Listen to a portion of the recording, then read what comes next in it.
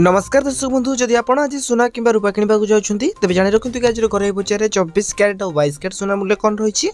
तेज आज भारतीय बजार में 24 क्यारेट सोना मूल्य 1,40,460 टंका रही है बेले 22 क्यारेट सोना मूल्य 1,28,750 टंका रही है।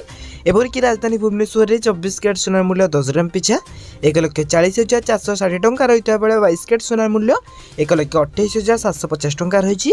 तेज मुंबई में 24 क्यारेट सोना मूल्य 1,40,460 टंका रही है बेले 22 क्यारेट सोना मूल्य 1,28,750 टंका रही है। तेज नुआदिल्ली में 24 क्यारेट सोना मूल्य 1,40,610 टंका रही है बेले 22 क्यारेट सोना मूल्य 1,28,900 टंका रही है। तेज दक्षिण भारत प्रमुख सहर चेन्नई में 24 क्यारेट सोना मूल्य 1,39,650 टंका रही है बेले 22 क्यारेट सोना मूल्य 1,29,000 टंका रही है। एपरिक पूर्व भारत प्रमुख सहर कलिकता में यथाक्रमे 1,40,460 टंका और 1,28,750 टंका रही सोनार मूल्य।